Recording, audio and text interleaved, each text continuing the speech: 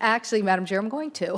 Good. Because there probably should be a little footnote here. When it comes to Alaska Parks, I'm pretty sure there is a lot of Washington revenue that comes from that. That is, many visitors to Alaska come through Washington. And as Mr. Breka said, it is an ecosystem. And so the more the ecosystem with a major employer like REI in Washington State, it's kind of like aerospace. You know, you have supply chain and you have people that are all part of that. So the more that you can create a visitor experience, the more that economy grows. And I'm just a big fan. It's great to know that it's 2% of GDP. It's very good to know. And so I think that should make our task easier when it comes to these numbers.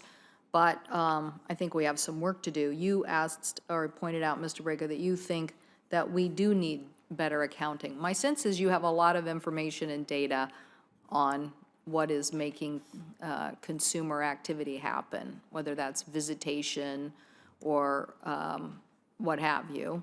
And the notion that we can do better accounting here, I think, is really important. Like, I think it should be pretty basic. Like, at this level, park fee increase means that visitation is going to drop off. Like, we should know that. That is a very knowable thing. At the same time, to Senator Murkowski's point about Denali, we also should be able to know if we make this road improvement in Denali, chances are visitor visits to Denali are going to go up because you're going to enable a better consumer experience. Do you agree that that's possible, that we should be able to have that kind of, even if they are guesstimates, but pretty good understandings of what our investments or policies can do to restrict visitors? So I agree completely with the sentiment, Senator, and I'm sure that's not a surprise. But I also would comment that we are in the early days of understanding the full economic benefit of time outdoors. We at REI have supported our trade association in doing economic analyses going back to 2006, and there are actually only 3 of those, 06, 2011, and 1 in the past year. But now what's exciting is that the federal government, as a result of the Outdoor Rec Act, is in the game. And the BEA is looking closely at the economic impact of the outdoors. And these professional economists are just beginning to flesh out what the economic impact is. We ought to be continuing to work with BEA on what they can find out deeper in the data. One thing I'd ask people to reflect on that I called out in my testimony is that, at least at this early stage, BEA says that for a $1 contribution from federal spending into GDP, there's $135 of GDP generated by the private sector and by local and state government. And so if you have an investment of federal dollars and along the line that spawns activity and ecosystem that generates 135, I would argue you ought to be spending more federal dollars, not less. Do you have an idea of why we've seen the 20% increase in visitation? So the outdoor sector is a growth sector.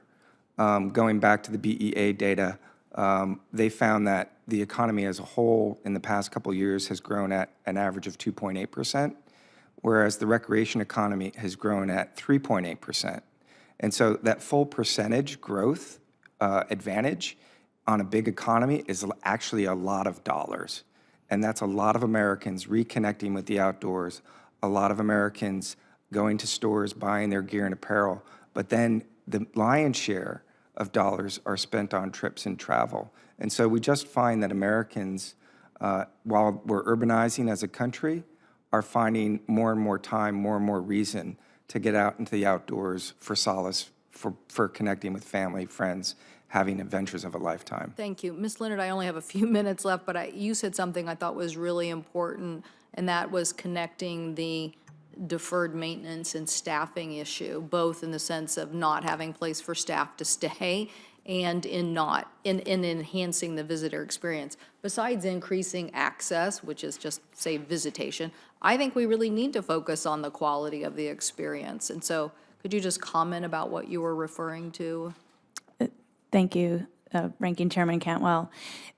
Exactly, some of the deferred maintenance projects are invisible to the visitor and support the park staff that are there. So in park maintenance or park buildings, park facilities, but also having qualified, experienced staff, that's another resource for our national parks, to be able to have qualified staff who can carry on and coordinate the projects, the deferred maintenance projects, and have the skills to be able to comment to that. And so not being able to keep or hire a qualified staff that knows those projects on a long-term basis adds to projects showing up on deferred maintenance lists.